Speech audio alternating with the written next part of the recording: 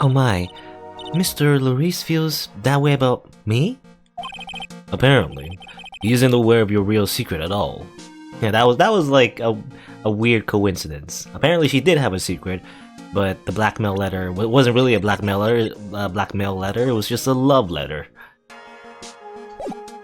Apparently.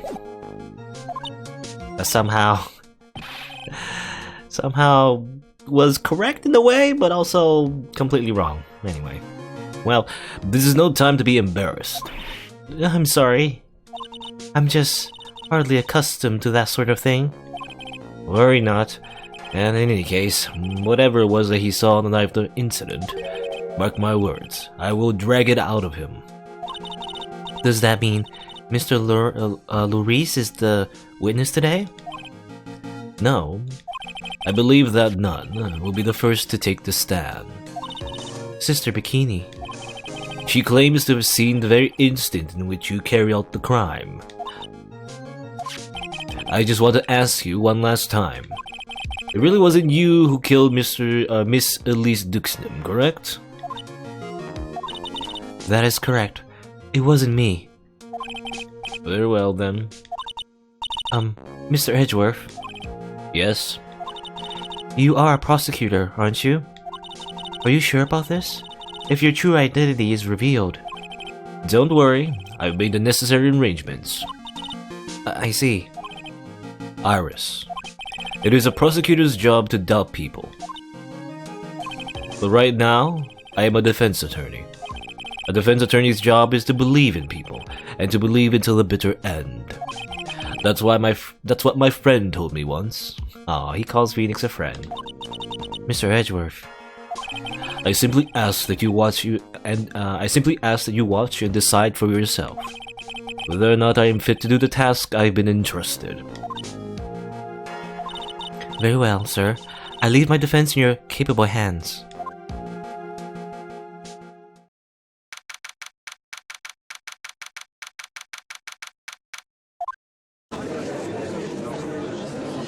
There's Edgy. Court is now in session for the trial of Sister Iris Hazakura Temple. Yeah, it's the Canadian judge. The defense is ready, Your Honor. The defense does indeed appear to be ready. However, the same cannot be said for the prosecution in this case. Indeed. Oh, look at this little, look at the little lapel right there. There's the badge. You know, I always imagined the badge would be a lot bigger than it is, but actually it's actually just like a really small thing that you put on his coat. I'm not sure I like such a blatant waste of this court's time. An empty prosecutor's chair can only mean that the prosecutor has no confidence in their ability to prove their case. It would seem this case is already over before it had a chance to begin. I'm ready to announce my verdict at this time. This court finds the defendant. Already? We win! Yay!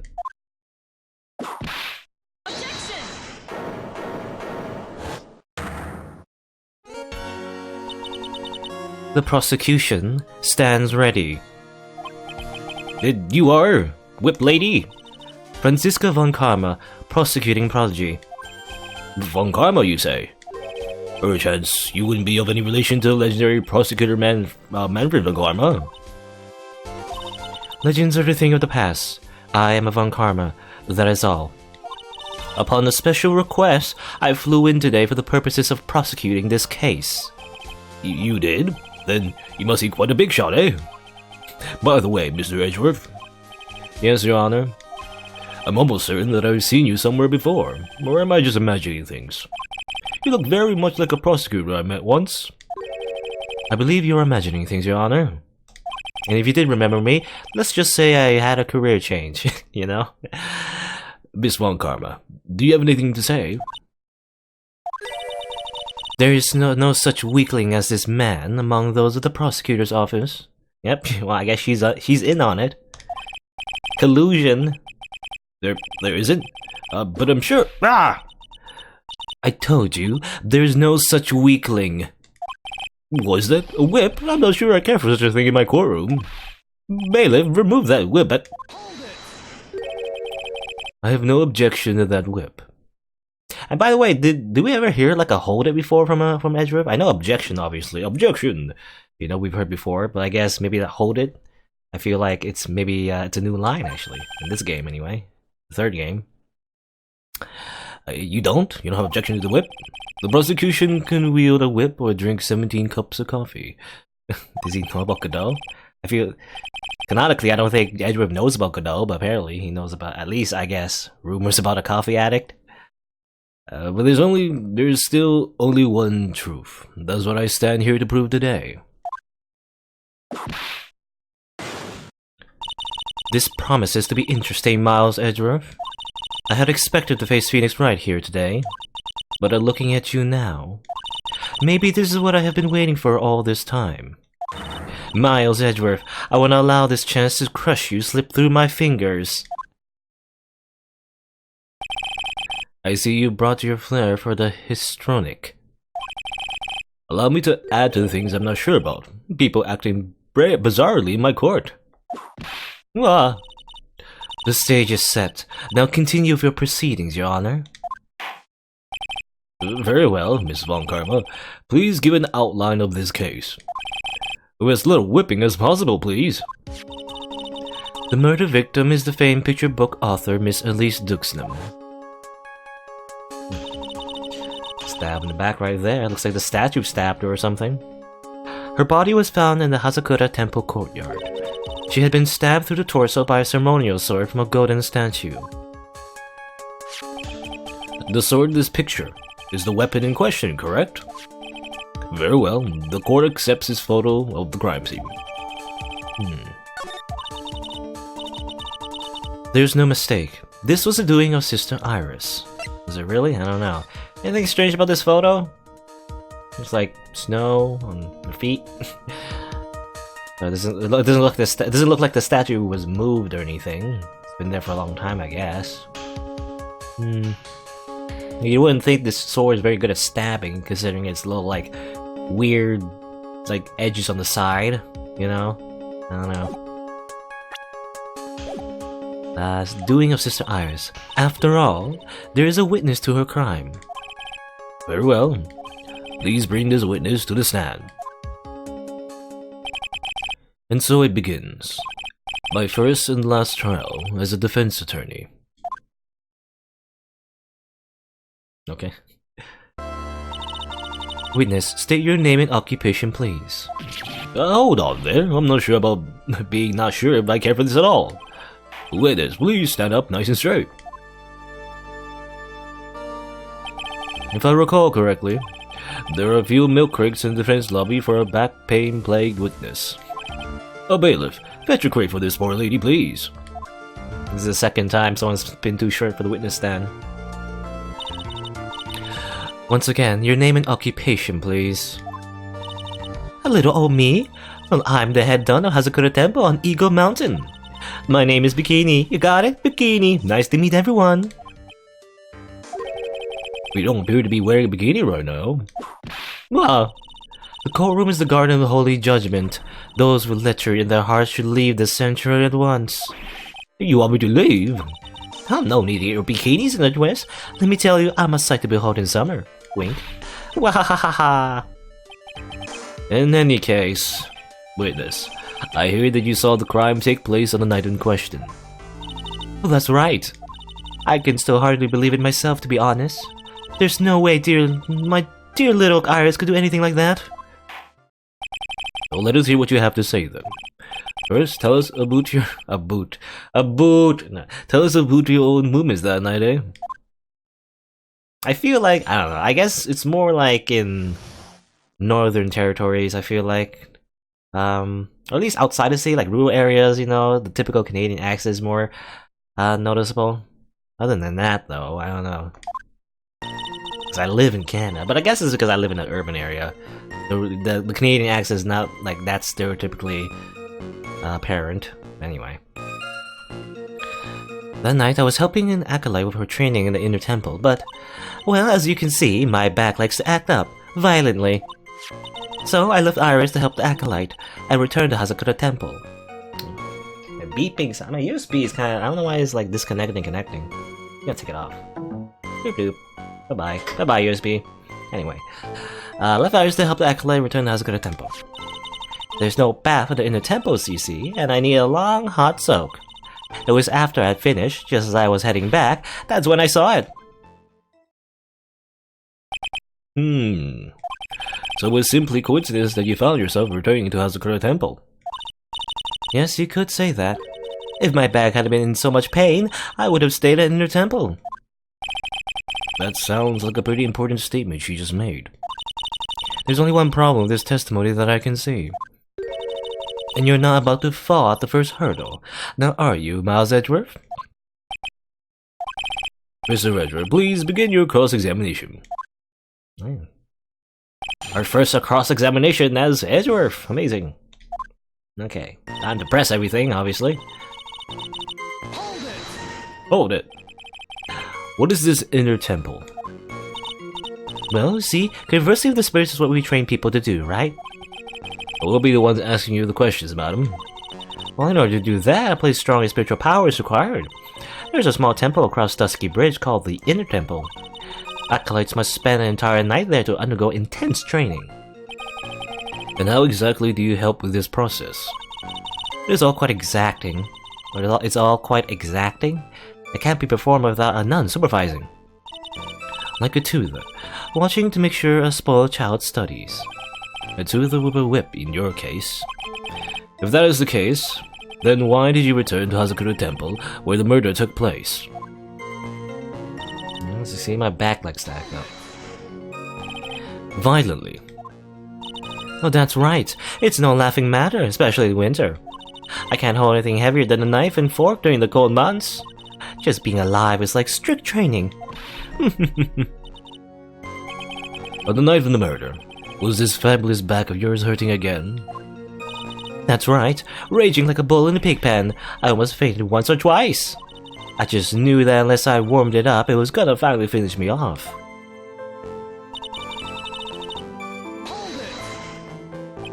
You left Iris to help. With what? What do you think? The Acolyte's training, of course.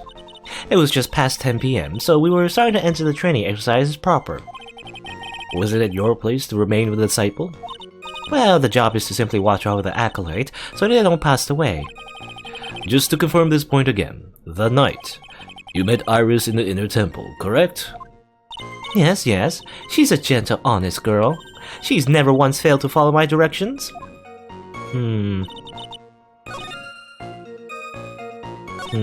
Okay, well, first let's just press some more. So you returned to the Hazakura Temple in order to take a bath. My back is to blame for everything. It's a do or be done in kind of world after all.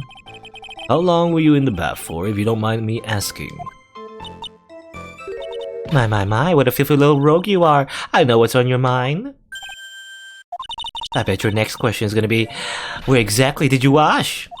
Ah, this is where you have to watch the young ones. What are you going on about? I was... Pathetic, Miles Edgeworth. The lowest of the low. Is there some sort of kick me sign stuck to the defense's bench? Anyway, I couldn't afford to be away from my post for too long, you understand, so...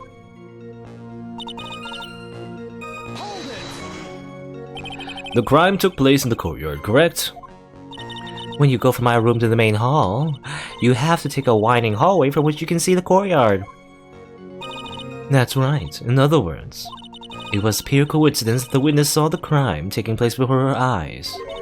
There is no complicated setup in this case. That certainly seems to be true. Well, there's indeed only one problem with this testimony.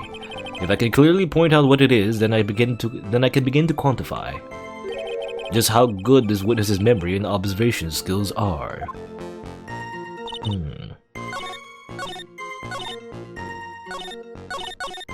Left Iris. I mean, according to Iris, though, she's stayed in her room the whole time, so... I don't know how strong this testimony is, considering she's the suspect, the defendant, but I guess we'll see. Witnesses have to undergo their own trials, I'm afraid. The defendant's fate rests on their powers of observation and memory, after all. Well, don't worry, I'm more than up to the task. I'm a woman of faith, after all, the head honcho of Hazakura Temple. In that case, Miss Honcho, I'd like you to explain something for me. The discrepancy between your testimony and that of the defendant, Iris. She claims that after ringing the lights out bell, she went back and stayed in her room. Which means she did not go to the inner temple at all. No. She said that? A defendant or a witness? Who is more likely to lie, do you suppose? The defendant is simply lying to cover her back. But that is completely illogical. The murder was committed in the courtyard of Hazakura Temple. Claiming that she went to the inner temple would make for a much better alibi. But that is odd. Whatever the reason, I can't believe that she would lie. She does indeed have an honest eyes. Well, all people lie, that is my belief.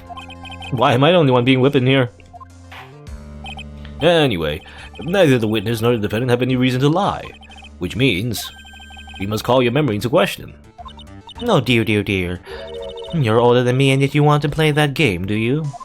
Oh, well, that isn't exactly what I... My memory's perfect, crystal clear, especially in the winter. Then I suppose it's too early to end this cross-examination, eh? Mr. Edgeworth, if you're going to question the memory of this witness, you will need to show me a more decisive piece of evidence. Understood, Your Honor. I was naive to think that alone would do the trick. And please add your comments about Iris to the testimony. Let's return to the cross-examination. Boot. Okay. She was dressed exactly as she had been at dinner. Wait a minute. Before the lights out bell, was she exactly as she was? Wasn't she wearing a hood at the time? I think so. Believe so, unless I'm mistaken. Yeah. She was wearing a hood. She gave it to Phoenix before she rang out the bell. When did she go to Ender Temple?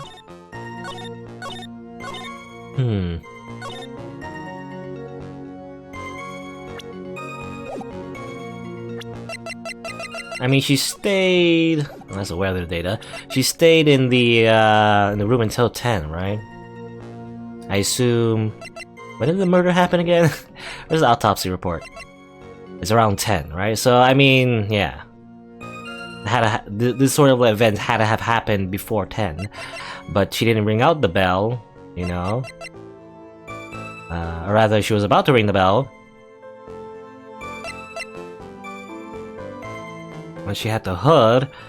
Okay, I don't know why I'm getting it all mixed up. Okay, what I'm trying to say is basically, she should have had the hood.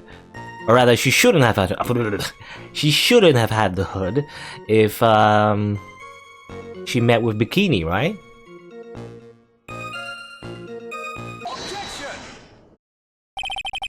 Witness, let's get one thing straight.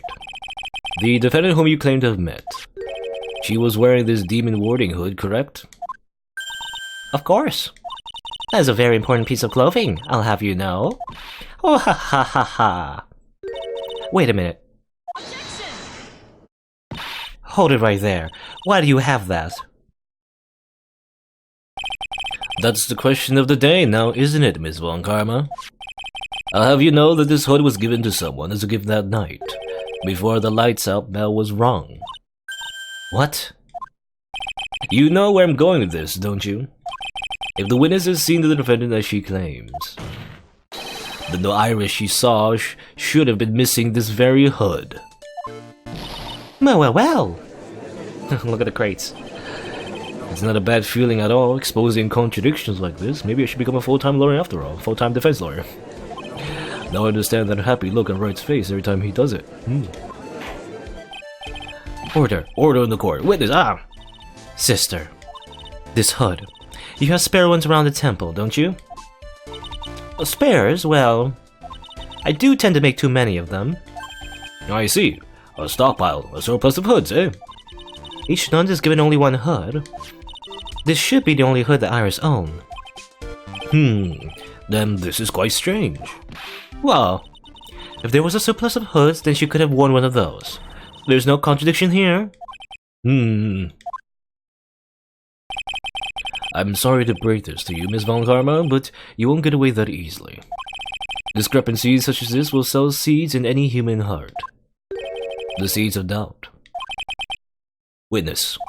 While I don't wish to call your testimony to doubt, you must give every detail with precision. I'm not sure I'm comfortable going along with this. Sister, you shall continue with your testimony. Tell us what you saw after finishing your bath on your way back to the inner temple. Those seeds of doubt are sprouting in this judge's heart. They just need a little more stimulation to bear fruit. Contradictory stimulation. Contradictory stimulation. I finished my bath around 11, and I thought I should return to the inner temple. And as I was walking back, I heard a noise from the courtyard. I took a look and Iris was, oh, Mystic Elise! And with that sword of all things! Mystic Elise was staying in the corner room, which faces out into the courtyard. The stabbing I saw must have occurred after she was pushed out of her window. You're pushed out and then stabbed? That's kinda weird. You saw a truly terrible sight, didn't you? If I was in your place, then it would be much like Miss Von Karma whipping the Metro Edgeworth into two in court. And me seeing it off from his very chair. This is the same metaphor that Gumshoe used. Very similar. Something like that. This judge, his imagination is about as vivid and creative as Detective Gumshoe. I would look at the fool if I could comment on such foolishness. Anyway, this case is mine. Miles Edgeworth? Calling everyone by their full name. Can't you do something about that habit of yours? No, I guess he does do that. Isn't that kind of weird?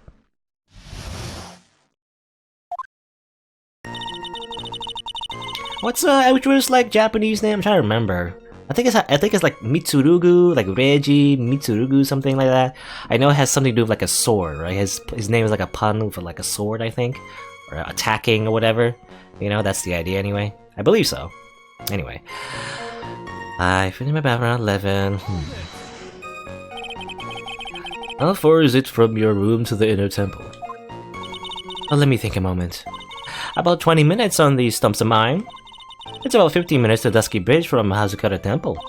The inner temple is just beyond the bridge. Still, you never made it back there that night, did you? That's right.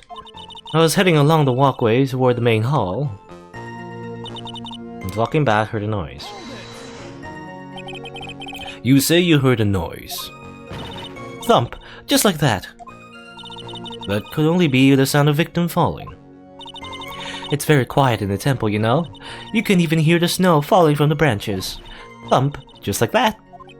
But then, couldn't this noise you heard have been snow falling to the ground? I never thought of that. Oh, okay. Next one to laugh gets a whipping. Well, whatever the source of the sound, I looked over the courtyard and... with the sword of all things. This is the second time the witness has testified seeing the defendant, but some doubt remains in these claims. Hey, just what does that mean? Just because you're a good-looking young man doesn't give you the right to... The murderer who stabbed the victim with the sword. Sister Bikini, try to recall exactly who it was you saw, as clearly as you can. Well, you're a handsome young man, so I'll forgive you. Oh, now that you mention it, there was something awfully strange about her. Something that's been bugging me all this time. Please, don't keep us in suspense. Her hood. Her hood. That's right, it's coming back to me. Iris, she wasn't wearing her hood. I thought something was out of place, but it all makes sense now, doesn't it? After all, she'd given that hood away to someone, right? Well, we kinda proved that. You've dug your own grave, Miles Edgeworth. What do you say, Mr. Edgeworth? Is this testimony important? Probably. This may initially appear to put me at a disadvantage, but I can't see any other leads at the moment. Your Honor, I would like these new statements to be added to the testimony. Miles Edgeworth, if you want to hang yourself, you need only ask. I'll gladly lend you my whip. Witness, add that statement to your testimony. No problem. Now the measurement, Iris didn't have her hood on. You were sure about that? Yes, after all, we always wear the same clothes. I don't mean because we're poor, you understand? It's our style. Yes, that's it. There's absolutely no need to explain yourself. Anyway, she looked different from normal, so that really stuck out. Like me holding a whippet puppy instead of my whip. Whippet puppy. At least then it might bite you and not someone else. Iris didn't have her hood on. I'm sure of it. Very well. Now please, tell us about the victim, eh?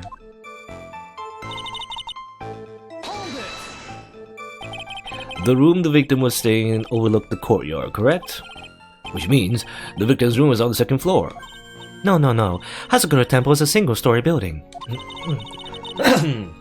Excuse. But the mountain itself slopes downward, which elevates the main gate side of the temple and the guest rooms in the back to about the height of a two-story building. Two-story building? I see. When the victim was staying in one of these elevated rooms, correct? Yes, I should know. I'm the one who carried her things to her room, after all. Now, actually, I want to read that again. Like, what do you mean by... second floor. Single story, but the mountain slopes downward. Elevates the main side gate of the temple, and the guest room is in the back.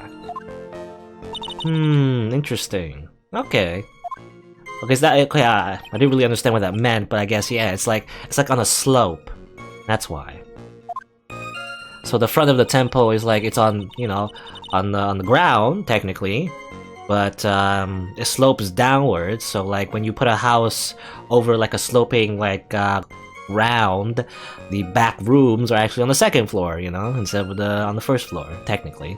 Even though it is like a single-story building. Okay, so I wanted to understand. I don't know if that's important, but I'm trying to imagine it. What makes you so sure? What makes you so sure of all this? It's just like I told you earlier. I heard a noise from the courtyard, okay? Thump, just like that. You're one smart sister, I'll give you that. The autopsy report states that the victim's body was covered in bruises, indicating a fall from around 10 feet in height. It appears that the witness was not mistaken then. Yep. I'm more than a pretty face, especially in winter. I'm a woman of faith, after all, the head honcho of Hazakura Temple. There's only two of them working there. What's wrong, Miles Edgeworth? No snappy comeback remark? It doesn't feel like she's lying. This is a very powerful testimony, too. She claims to have seen the instant in which the defendant stabbed the victim. There are only two things I can believe in right now. My client, Iris, and my own abilities as a defense attorney. Well, you don't have a lot of experience, though. As a defense attorney, however. There's gotta be something wrong with this. It has to be. This is why we appended the testimony in the first place. So she didn't have her hood on. Why is that strange? Why is that strange?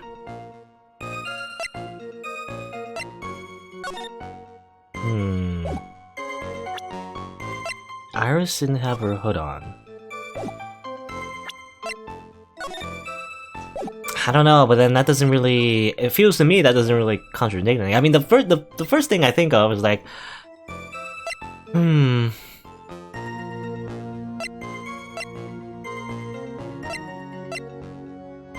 first thing I think of is like, how did she like throw someone off the like the second? I mean, technically the first floor, but like, how did she push someone off into the courtyard and then immediately just come in and stab her as well? Did she like jump like after her or something? That's pretty crazy.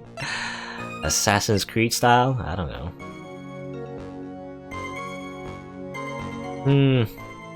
Okay, I'm a little stuck here as well. I don't know.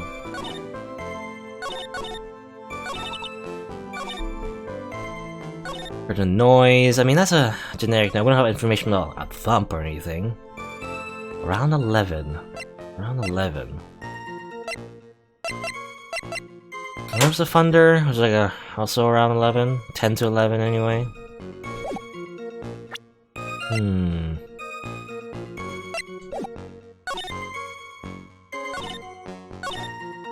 From the courtyard. Sword, she didn't have her hood on. Oh, I mean, we did prove that she didn't have her hood back then, so... But then again, she was supposed to be in her room, right? What's the testimony? Rang lights out bell at 10 o'clock and was in her room until the murder was discovered. Ring out the lights bell at 10.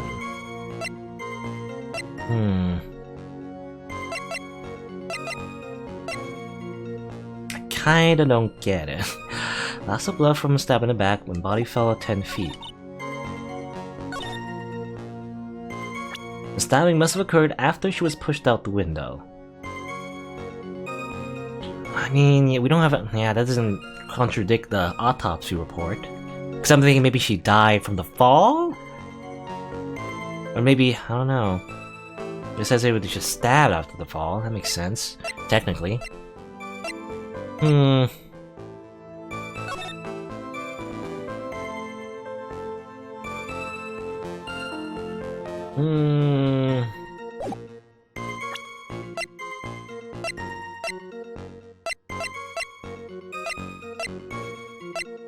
I mean, you did say that... I don't know.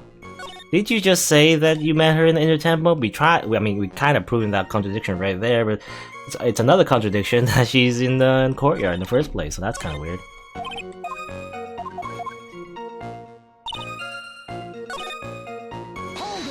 Hold on, her noise. Bump.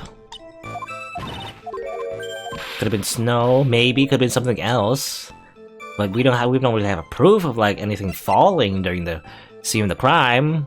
Any other noise would have come from like thunder, but like I don't know about that. We don't have any proof that there was thunder in the courtyard or anything. Didn't have her hood on?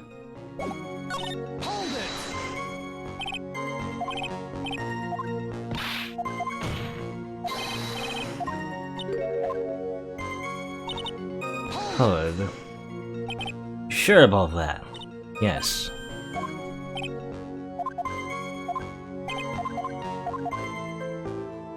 She didn't have her hood on. I mean, that doesn't I feel like that doesn't contradict anything, does it? Another Monster Temple.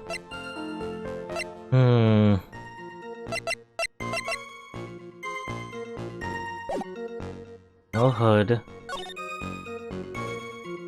Like, what happened exactly? I mean, I remember actually, didn't Phoenix come out? Like, Phoenix came out, right? She doesn't mention that, but... Phoenix came out and see what the ruckus was, and saw Bikini. Bikini was like, oh, call the police, right? And then Phoenix ran out and saw the burning bridge and met with Larry, then tried to go across the bridge, but it fell in the water, that sort of thing, so I don't know. She does mention that, though. Which is weird, but I guess that happens a little bit after, I guess. Not during the stabbing. Okay. Wow, I'm kind of stuck, because I'm not sure exactly what I'm supposed to be... I mean, usually, almost 99% of the time, when you get a new statement in a testimony, it's the statement you gotta present evidence on, pretty much. Almost always the case, unless... you need to like find another statement, you know, it could be a red herring, I'm not sure. But I feel like it would be more obvious if it was like a red herring, I don't know. Didn't have her hood on.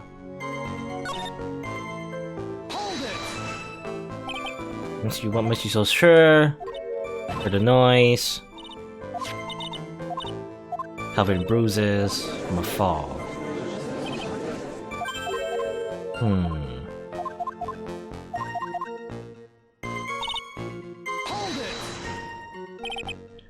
How far is it? About 20 minutes.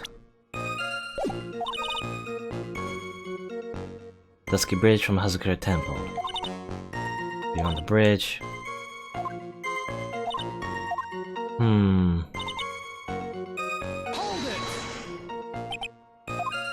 I already pressed it. I'm pressing again just to be sure. Around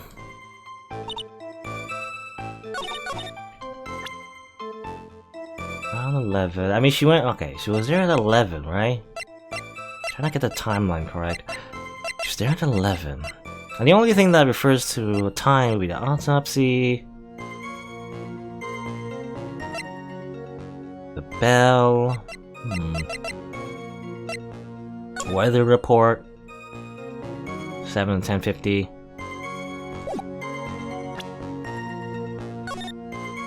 Lightning struck Dusky Bridge at 10:45.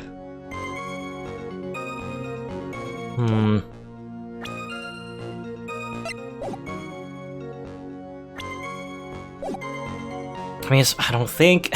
I was thinking maybe she couldn't have went to take a bath because of the thunder, but then I think she was already there at 11, right? The thunder happened later, or before rather. It happened before, like during her bath, technically. So she didn't see any like lightning, I guess.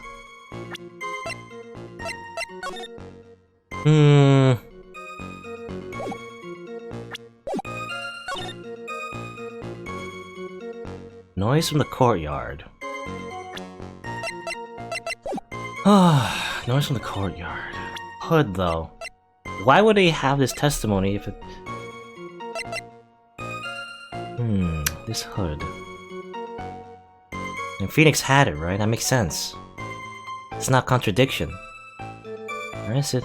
Didn't have her hood on. Victim's blood and the suspect's fingerprints on it.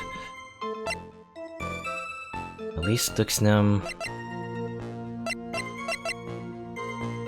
Misty Faye. Master of the Korean technique. That's not really relevant right now. Blackmail / love letter. Got this before, and then she said, this says, like, you know, you're supposed to go to Heavenly Hall, when she was told to anyway, she didn't though. Sakura Temple map. Snow and lightning, 7 to 10:50, 10 to 11. I feel like maybe the noise might have something to do with the weather, but like, we don't have, I feel like we don't have any concrete proof that was suggest anything like that. It wouldn't really go anywhere, you know, I feel like, anyway. Except maybe prove that maybe the body didn't fall exactly, you know, during that time. Maybe the body was there the entire time, I don't know. Here's a lease. I feel like probably what we're gonna do, you know, later on is prove that, hey, this thing is missing. Why is it missing, you know, that sort of thing. But, not yet, I guess. Not important right now. It was in her room. I feel like...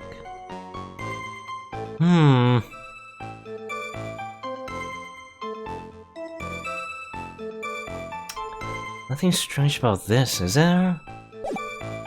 Wow, I don't get it, like...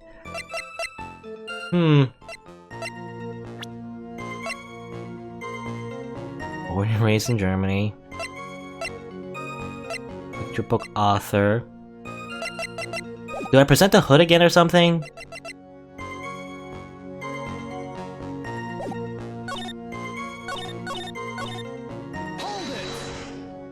I'll press it again, I don't know. It's the same clothes. It's our style. Looked like from notice that really stuck out.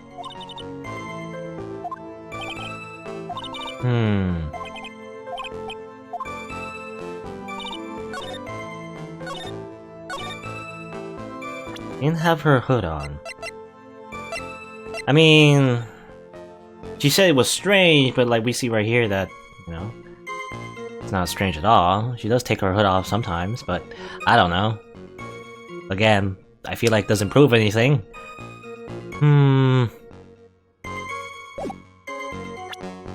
She didn't have her hood on. Why would that be strange? How would that contradict the facts? I don't know. Again, maybe I'm focusing on this too much, but like I feel like again every time when you press and get a new statement, almost always the case. This is the evidence you need to present on, or maybe not. I'm not sure. Okay, this is probably I'm gonna start getting some penalties, most likely.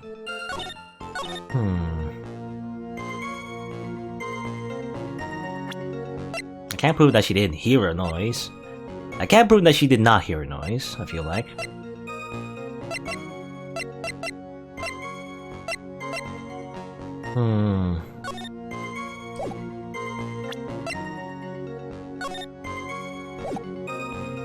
Secret, hood. Receive before the lights out bell, the night of the crime. She did not have her hood. I guess. She looks like this, right? Yeah, she doesn't have a hood. The hood also includes, like, I guess, this like little like ball thing, very similar to the ball and the staff, I guess. I don't know. I just didn't have her hood on. Stay in the corridor, which faces out into the courtyard. Stabbing I saw must have occurred after she was pushed out the window.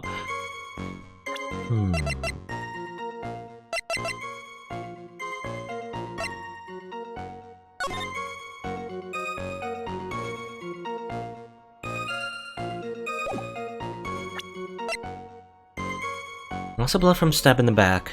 Body fell 10 feet after death. Oh wait, no, okay. Okay. Hey, this something I just noticed right now. So I read it over again. Loss of blood from stab in the back. Body fell 10 feet after death.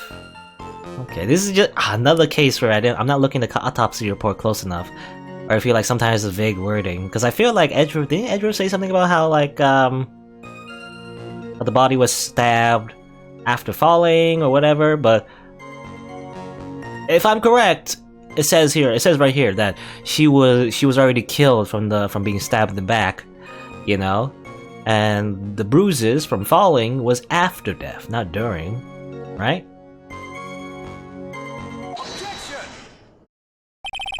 Impressive logic. That's what I like to say anyway.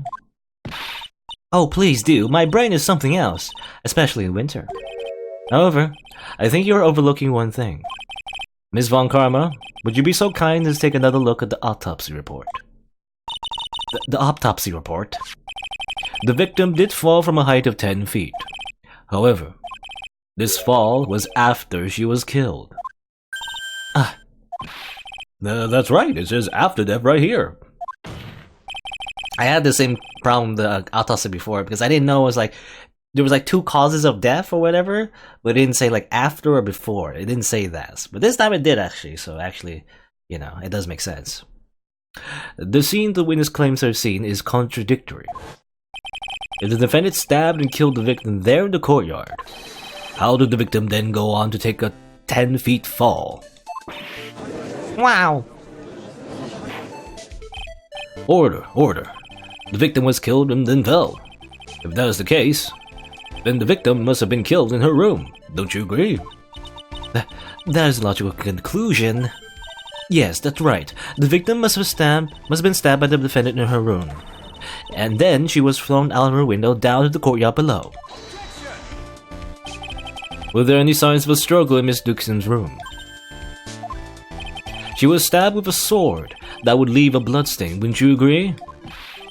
Well, Miss Von Karma, was there any blood? No. No traces of blood were found in the victim's room. Your whip has just caused traces of blood to be found in my glorious playoff beard. However, if there were no blood in the room, then your claim I'm sure there's no need for me to go over this, as I'm sure your honor is aware well. Of when the stab wound produces the most blood. When it produces the most blood, very little blood is actually lost at the moment of the blade's insertion. If you want to talk about when the most blood will be lost from a body, that will be when the blade is removed. Indeed, when the weapon is still in place, it acts like a lid on the wound. That's why, if you ever get stabbed, you know, or like there's a bullet in you, you probably shouldn't take it out. You should leave it there and wait for experts, you know. to take it out, or even just sometimes when people get shot with a bullet, I think people just leave it there. You know, you don't have to take it out. Reminds me of the case in the first game actually. Metal detector. Anyway, that's true. With the weapon still in the body, there wouldn't be much bleeding. A perfectly reasonable line of thinking. We have come to a conclusion then. The victim was thrown out of the window with the sword still in place. This removes all of the contradictions. Order. I must admit this is a probable version of events. Expect no less from Franziska von Karma. She locates and takes control of every vital point. It seems that we need a clearer testimony from the witness. Remove all supposition on your part and tell us only the facts, please. Witness, please. Remain standing on the grate. Don't go selling me short now.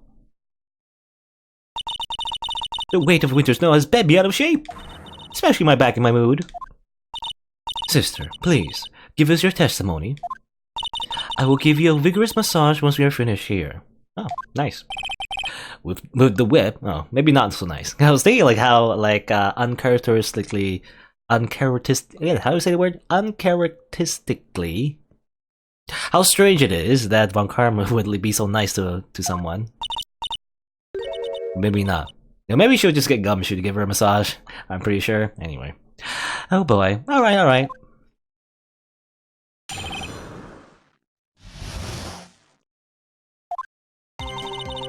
When I looked across at the scene, the sword was already in place. Thinking about it now, I didn't actually see her stab Mystic Elise. I've never seen so much blood before. That's when I fainted. You can't blame me, can you? And when I awoke, Mystic Amy was... Or Amy, I don't know. Mystic Amy was stabbing Mystic Elise through the back. This all confirms Miss Von Karma's theory. Von Karma strive for nothing but perfection. Putting together such facts is nothing for me. You should know that, Miles Edgeworth.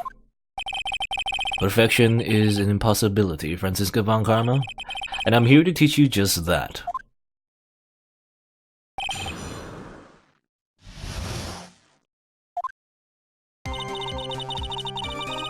Already in place. At that time, was the victim bleeding? Well, I was very shocked to be seeing all this, of course. So I'm not entirely sure. But I don't think I saw any blood. Not then. I'm sure you didn't. The weapon was acting as a plug in the wound. In any case, let's be clear on one very important point. Did you actually see the instant in which the victim was stabbed? I think about it now, I didn't actually see her stab Mystic Elise. Think carefully. This is very important. It's Iris we're talking about here. I'm thinking for all I'm worth. No, when I looked over, the sword was already in Mystic Elise's body. Might not be conclusive, but this testimony supports her theory. The victim was stabbed in her room and then dropped into the courtyard. I think this proves it rather well, Miles Edgeworth. So you're saying that you saw the victim's blood? That's right. Some of it splattered onto Iris too. When the defendant was arrested, she was meditating in her room, and her blood-flecked clothing was neatly folded in the corner. What? The clothes were blood-flecked as well? That seems quite conclusive to me. What should I do? Press this point further? Going back to your previous statement, you said that you saw a little bleeding when the victim was stabbed, but now you say you saw the victim bleeding. Well, I say that what I saw is what I saw. What did you see? Maybe I didn't see poor woman get stabbed, but I saw the girl pull the sword out of her, plain as day. Pulling the sword out. Well, it wasn't exactly pulling, it was more like it came out. Witness, you will add this statement to your testimony. Oh, was that important? More important than you can imagine. Saw an instant in which the plunge into his head was smoothly drawn out. Smoothly, you say? You say you saw the sword smoothly slide out? That's right. The whole thing happened right next to the gold statue of Mystic Amy. Mystic Elise was on the ground, and Iris had stooped over her. The sword was buried up to the hilt. When Iris stood up, the sword in her hand had slid out of Mystic Elise's body. It slid out from that gaping wound. Ah! It goes without saying that if the sword was removed, there would be bleeding. Nothing out of place here. Is that really the case? I can't help but feel that something about this testimony is very out of place. That something which couldn't possibly have happened appears to have happened. Yeah, I think I'm getting what you're putting down, Edgeworth, but let's continue with the testimony for now, though. Was bleeding caused the killer to remove the sword? No mistaken, I remember it clear as day. Don't you think that's a bit odd? What do you mean, Miles Edgeworth? Why would the killer pull out the sword? What? If all she wanted to do was place the weapon in the hand of the golden statue, then there was no reason to remove it from the body. All that would accomplish is causing the victim to bleed unnecessarily. Your thoughts, Miss Von Karma? That's... Indeed, it is strange now that you mention it. I'm going to need to find an answer to this mystery too. Anyway, the witness saw something terrible. So, what did you do after that, witness? Now, onto what the killer did next. You saw none of it, correct? Well, I was unconscious. How long were you out for? I don't know, 10, maybe 20 minutes? A young man with a very prickly looking head woke me up. By stepping on me, actually. Oh yeah, I remember that. Stepping on something soft. I'm not sure I like that method of resuscitation. Well, I wasn't asking for mouth to mouth or anything of the sort. But I would have welcomed a more gentle awakening right about then, let me tell you. I shall have words with the defender personally. What did you see upon awakening? Mystic Amy was Mystic Elise. By Mystic Amy, you are referring to the golden statue, correct? Amy, I don't know, I think it's Amy. I don't know. Just stabbing someone with the Shichishito, a sacred treasure, is terrible enough. But to make Mystic Maya hold the blade... Maya? No, Mystic Amy, or Amy? I don't know now.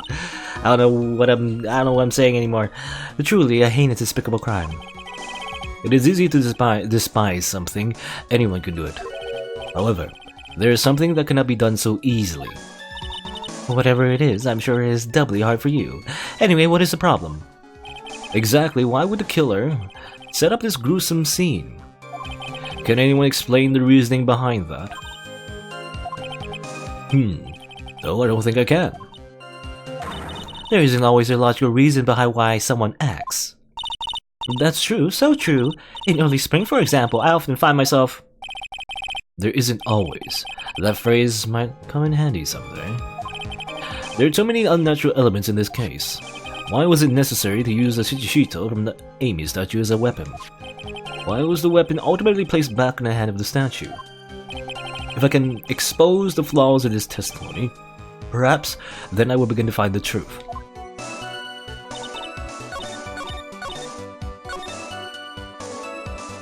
I saw the instant in which the blade plunged into the hilt was smoothly drawn out. I feel like if it was plunged into the hilt, why is this sword not bloodier? There's only blood near the top. If it was plunged all the way to the hilt, there should be blood, you know, on the entire blade, not just the top, right? Unless someone cleaned it. But then why would they just clean it, you know, specifically, not leaving out the top? That makes no sense. Sister Bikini, you are a reliable witness. At least, I like to think so. But there are too many contradictions here. Oh, what do you mean? You make it sound as though I'm a liar. But you're a handsome young man, so I'll forgive you. Okay. What contradictions are you talking about?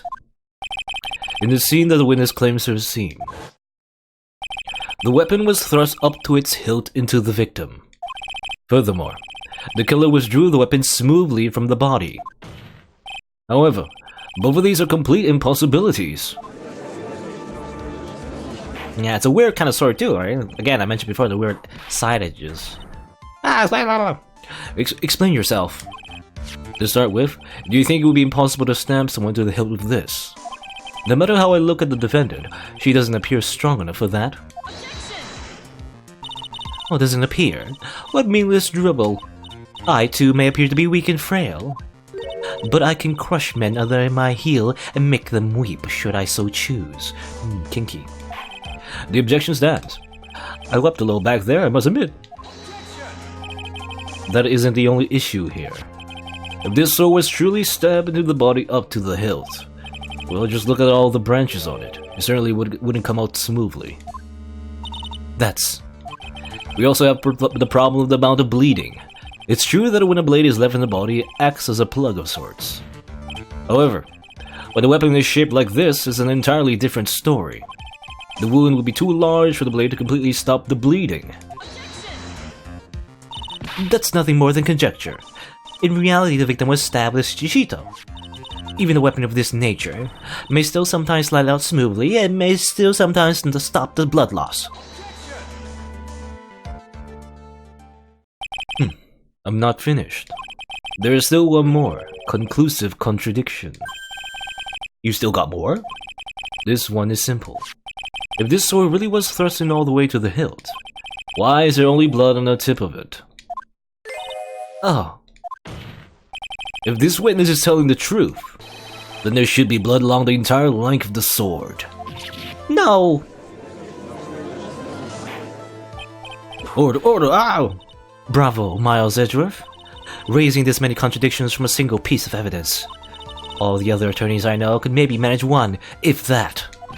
But what does this all mean? If you have proven contradictions regarding the murder weapon, but having come this far, there can only be one answer. And that is? The weapon used to kill the victim was not the Shichishito. What? A foolish idea born from the foolish mind of a foolhardy foolish fool! Let's examine this again. What was it that made us think that the sword was the murder weapon? Well, it's because Mystic Amy was holding it. Exactly.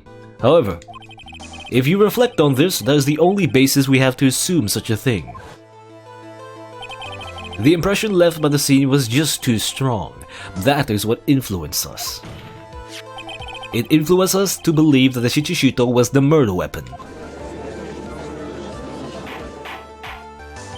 Order. Whoa. So maybe the Shichishito was not the murder weapon. Even if that is the case, it changes nothing, Miles Edgeworth. The sister here saw everything. She saw the defendant stab the victim with a sword-like object. That's true. Your response, Mr. Edgeworth? That is so. I would like the prosecution to answer the obvious question it raises. The obvious question? Yes, namely, where did the real murder weapon disappear to? It goes without saying that the police searched the main hall and the surrounding area. Perhaps the prosecution can enlighten us as to if a sword-like object was found. Answer the question, Ms. Von Karma. No evidence of that kind was found. Another mystery to throw into the pile. A trial without a murder weapon is a tricky beast. Excuse me, could I say something? I just remembered something, actually. What is it, sister?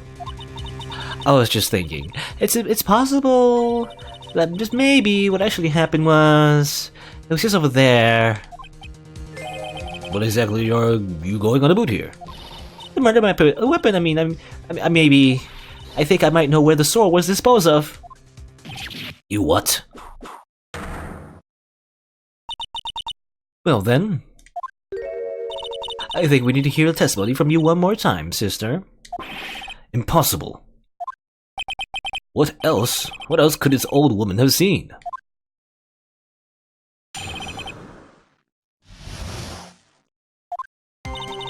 I saw the murder at around 11 p.m. and after asking that it be reported, I went out to the main gate. And there I saw tracks that indicated a snowmobile had been used. Really? I didn't notice that actually. Did it? I don't know. It takes 50 minutes to walk to Dusky Bridge, but less than 5 using one of those. Maybe they threw the weapon into the Eagle River and came back while I was knocked out? Iris could have done that. She could drive a snowmobile after all. Witness, please, tell us everything you know right away next time.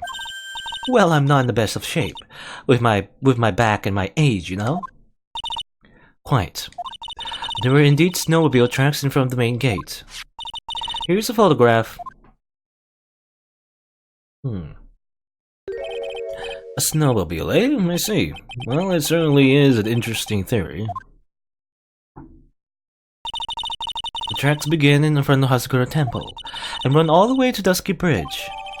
Okay, photo of the tracks. That solves your pesky little problem, yes? The Eagle River's current is quite swift, meaning that it doesn't freeze over the winter, making it the perfect place to dispose of the murder weapon. We should really go to the river to dispose of the murder weapon. Mr. Edgeworth, your cross-examination, please.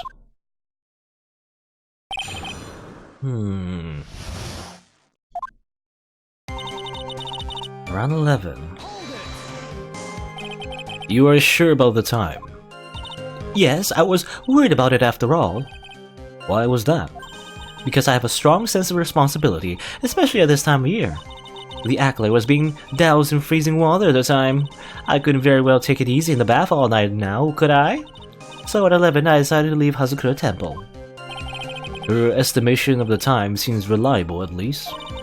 Please continue, sister. And after asking, I reported to the main gate. You asked Phoenix Wright to report the crime, correct?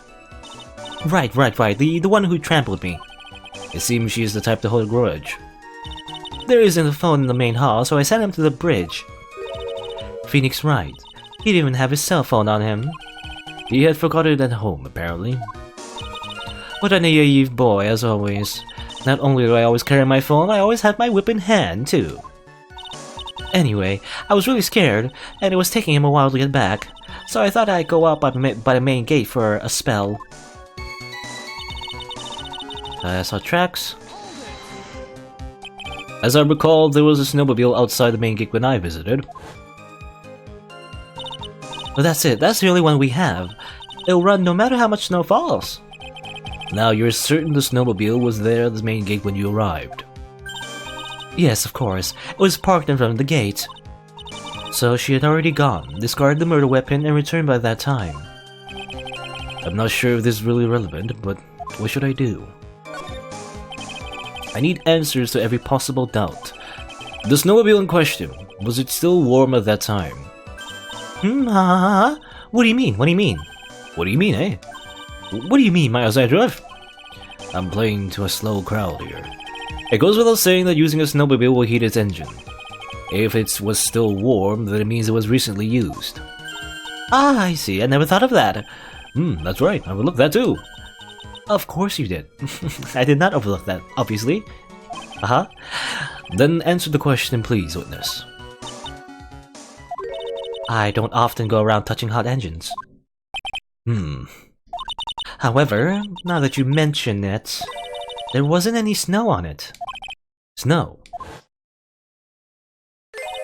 Yes, for some reason, only the snowmobile wasn't covered in snow. There wasn't any snow on it. Curses. It seemed highly likely that the killer did use the snowmobile then, eh? How long does it take to get to the ski bridge by snowmobile? 50 minutes walk, but 5 minutes using that. In that case, why didn't you use it yourself? You could have spared yourself some walking. There's a reason for that. Have we got a moment for me to explain? I think that's why the question was asked in the first place. It was about a month ago. I was driving my beloved little snowmobile, happy as can be. I fetched some water and was heading back when I went and crashed into a tree. The tree and my back both went crunch, just like that. Crunch. Crunch. Haven't been able to find the courage to write anything since then. Anyway, the killer must have used it. Okay, so she didn't use it because she had an accident before. Refresh your memory. How long were you knocked out for? Like I said, somewhere between 10 or 20 minutes. It's possible to get to the bridge back in 10 minutes using the snowmobile. I have to concede there's more than enough time. Is that all you wish to concede, Miles Edgeworth?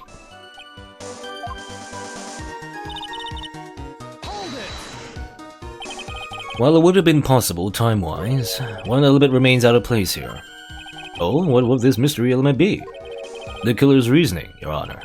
Why did the killer do all of this? Why go to the Eagle River to dispose of the murder weapon when there are other methods? Too many unanswered questions. Your response, Miss Von Karma? Wow. Turn to me for help over the slice thing. Why don't you think for yourself once in a while, Your Honor? What? He's as over the top as always. Anyway, whatever the reason, the fact remains that the defendant could have done this. The murder weapon was disposed of in the river. Another point to me, Miles Edgeworth. Another mystery to feed the fire. Was there any reason to go and throw away the murder weapon? Luckily, there is surely a problem with this testimony. Now all I have to do is start poking holes in this flawed account. Okay, so I'm around 11, and after asking that I be reported, I went out to the main gate. And that's after Phoenix ran away, I guess. Saw tracks. You saw tracks, eh?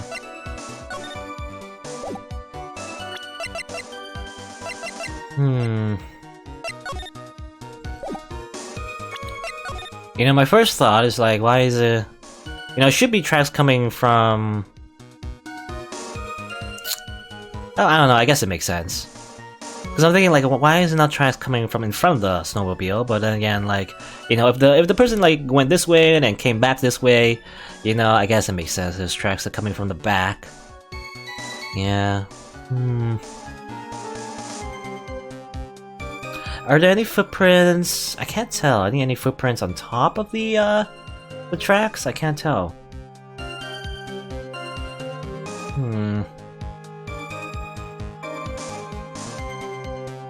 And it stopped snowing at around 10:50, right? I believe so? It's not snowing then. So it makes sense. And it was... I guess there wasn't snow there.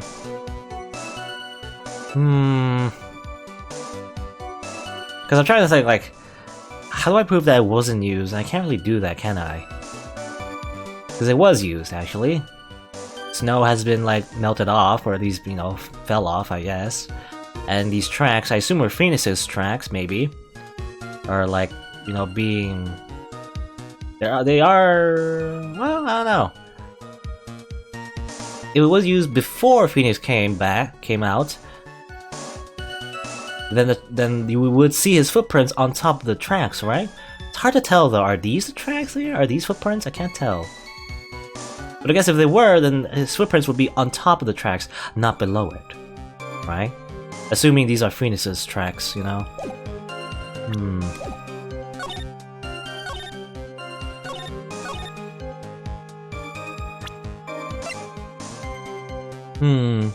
Because to me, it seems like it was used after Phoenix came out. Right? She told Phoenix to go, and then he went, and then, like... I'm thinking like maybe the snowmobile was used during the murder, right? Or after, whatever. Then the snowmobile was out. And then Phoenix came and like, oh, what's going on? And she was like, call the police! And then Phoenix ran out. And that's where you saw the footprints, right? That's where you saw... No, not this one. This one. That's where you saw the footprints, right here. These are Phoenix's footprints. But then after he reached the bridge, then the snowmobile came back. And probably missed Phoenix, maybe? He didn't notice or something. That's when the snowmobile came back. So it was like...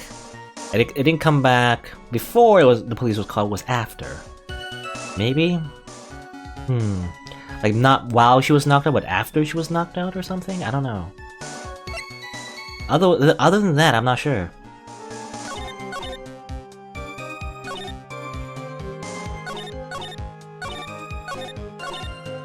I'm trying to look at the testimony. Saw the murder around 11. After asking report, I went out to make it. I mean, she's probably not lying about that. I saw tracks indicated that snowmobile has been used. That is true. And then 50 minutes to walk to the screen to finalize those. I mean, she can't be lying about that. That makes sense.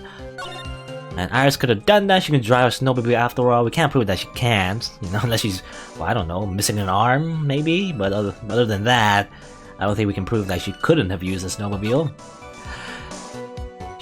She can use it. So I'm thinking like maybe... does it have anything to do with the weather? Snow is like 7 to 10:50. Lightning was 10 to 11.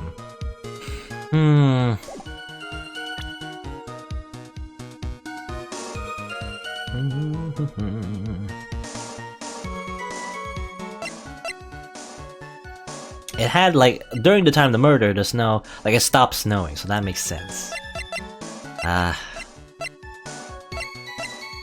thinking again. It's my theory. It's the footprints and tracks thing, right? If the murderer did go to the Eagle River and come back before she was knocked out, or before she woke up anyway, then these footprints will be on top of the track, not below it.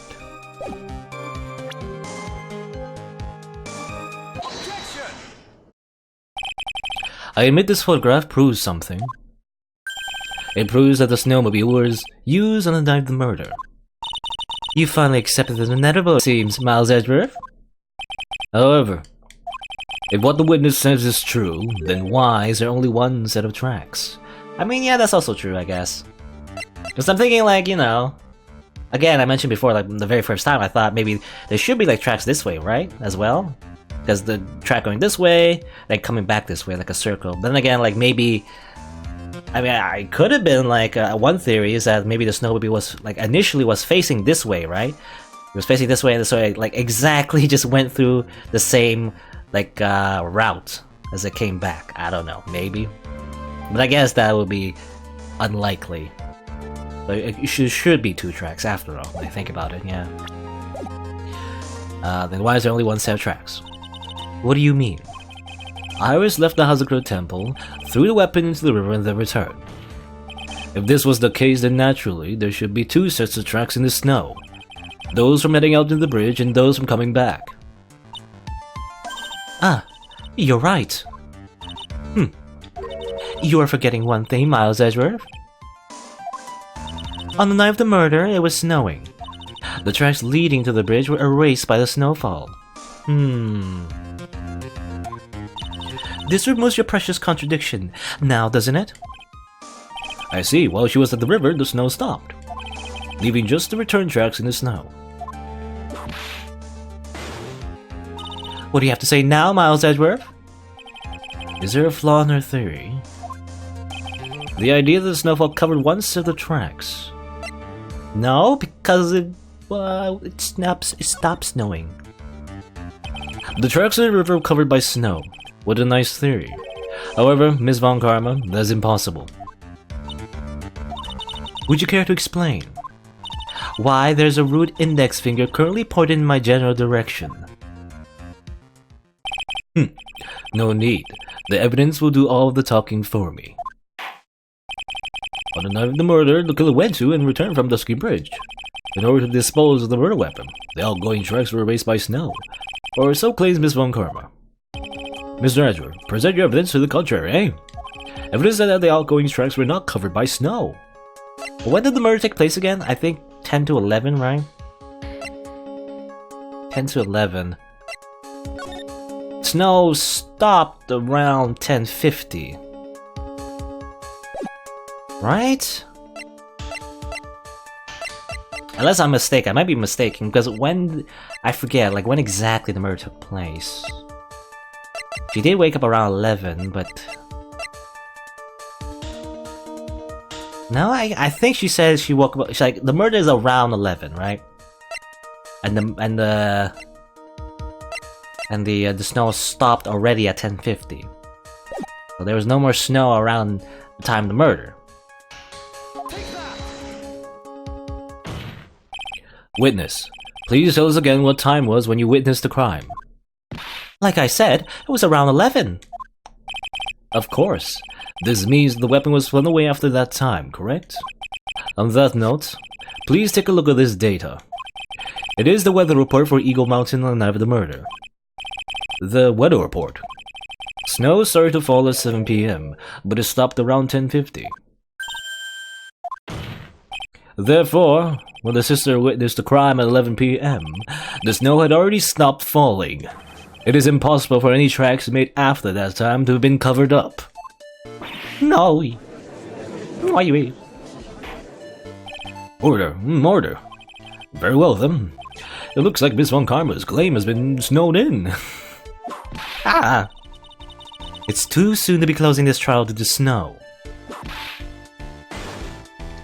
Miles Edgeworth, how pathetic for you to rely on the weather of all things. Answer me this then. When is the weather report ever correct? No, you've got it all wrong. This isn't the forecast, this is actual data. Forecast data, all weather reports have some inaccuracies. It may still have been snowing in the vicinity well past 11 p.m. It's true, we cannot be totally sure, eh? What? How did she pull that off? It had stopped snowing at Hazakura Temple when the mirror took place. You need to provide conclusive evidence of this. I've come this far, there's no turning back now. Very well. I too cannot allow any doubt to remain concerning this testimony. You can't back down, can you? Such a perfectionist, Miles Edgeworth? Am I the perfectionist, or are you the perfectionist, you know? I think you're projecting a little. Very well then, Mr. Edgeworth. Where is your evidence that it had already stopped snowing when the victim was killed? Already stopped snowing. First thought, maybe... This should have been, There should be snow, right? There should be snow on this snowmobile. Otherwise, what else though? Stop snowing. Maybe there should be snow on her as well, I don't know. Evidence that already stopped snowing when the victim was killed.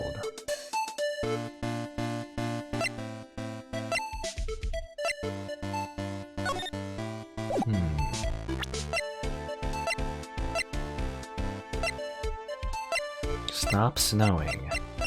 So around 10:50, it should have already stopped snowing. Because again, my first thought was like, maybe this... Look, the snowmobile doesn't have snow on it, right? But then again, it might indicate that it was just simply used, so it might not be correct in that case, right? So how do we prove it's not snowing?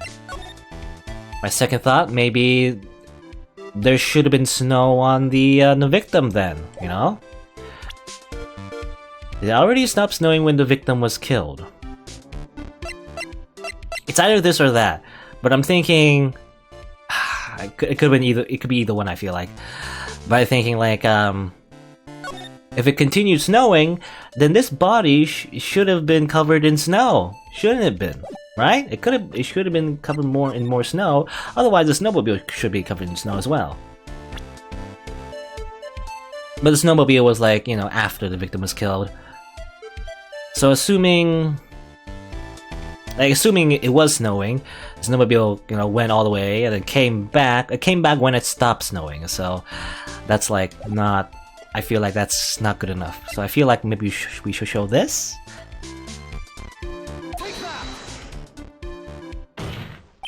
Ultimately, it all comes down to one point. That being, whether or not it was snowing in that courtyard when the victim was stabbed. That's right, but proving that is... incredibly easy. Wow, Smugworth. Back in action. If you want to know whether it was snowing or not, this photo will tell us everything. Of course, I am referring to the photo of the crime scene. As you can see, everything is covered with snow, with just one exception. And that is? The victim herself, Miss Elise Duxnim. Why is there no snow on top of her? The answer is simple. It had stopped snowing when she was killed, that's why. In other words, if the killer really did go to the Eagle River to dispose of the murder weapon, then in this photograph, there should be two sets of tracks. No, Order. Just what are you suggesting, Miles Edgeworth? To be honest, I'm not entirely sure myself, but this is simply what all of the facts point to. That night, someone used a snowmobile to leave Hazakura Temple. From the tracks left, it can be understood that they were heading for Dusky Bridge. At that time, it was still snowing. Of course it was, because those tracks were erased by the snow. Then, when this person returned to Hazakura Temple, the snow had already stopped. Thus, the return tracks remained.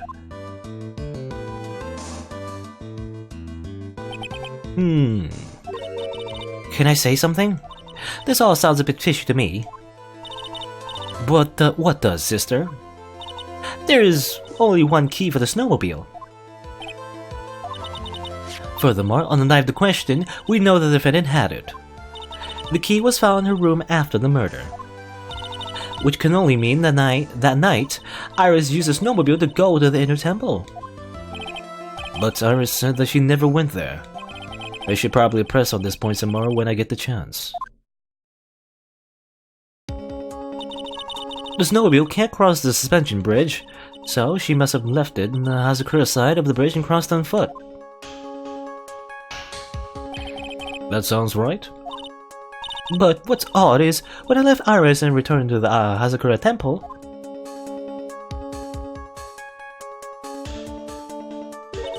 I didn't see anything near Dusky Bridge.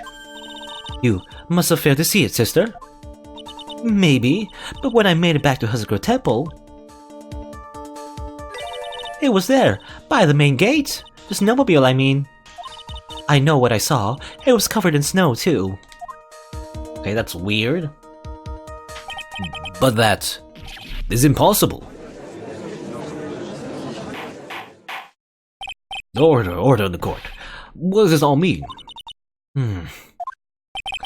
So then, what was the snowmobile used for?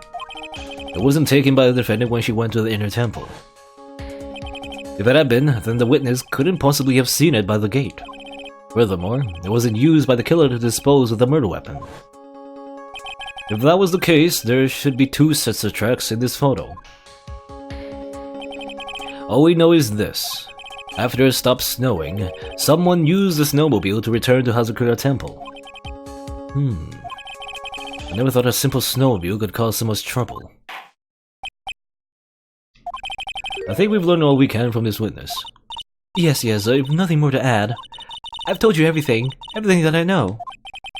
But then, that still leaves us with the same problem. If only there was someone, a witness, who could testify to having seen the snowmobile. A witness, huh? Was there no one out walking perhaps near Dusky Bridge on that night? I don't think that's likely. It was cold enough to freeze your ears off. Only an idiot would go out wandering in that. Unless they had something really important to do. That's a shame. Hold on. Something is coming to me. An idiot may well have gone wandering out on that subarctic night. Your Honor, actually, there just might be one individual who may be of help to us. Really? You know of someone who might have seen the snowmobile on the night of the murder? I don't know for sure if he saw it or not, but there are two things about him that do come into mind. Which are? First, that he saw something incredible on the night of the murder. And the second being? This individual that I'm thinking of went wandering outside on that cold night. In other words, he's our kind of idiot. Mr. Edgeworth, who is this idiot you're talking about? It's Larry. Right? Also Phoenix, I guess, technically. He did run out off the bridge. He's kind of an idiot in that case, but I think it's Larry. Larry was hanging out there because of the love blackmail letter thing. This guy must be a product of Jean-Luc Deluxe's Guide of Obnoxious French Painting. Well, this is Larry Butts, and the type of the victim, at least Duxnim. Understood it? Interesting. And why was he wandering about outside on the night of the murder? But that's... I could tell them all about his designs for Iris, but it may cost us his credibility as a witness, before I even call him. He is, after all, an artist. He was perhaps searching for something in the snowy scenery that would move him, although I cannot guarantee that this is the reason. And so, this unfortunate, unreliable-looking man, what exactly was it that he saw? I intend to extract that from him right here in this courtroom. Summon this youth as a witness immediately. I have no choice, do I? I believe he's in the gallery for this trial. It will not take too long to summon him. Very well. Larry. You may have escaped me yesterday, but today I'm going to get everything out of you. The court will now adjourn for a 20-minute break. Miss Von Karma, please see to prepare the next witness. Understood, Your Honor. Good. Whip him good. Larry's gonna get whipped a lot. Well then, court is now in recess. What did he see? Probably something stupid. I'm thinking. It's always gonna be something dumb when it comes to Larry. I feel like. I don't know. Just a gut feeling.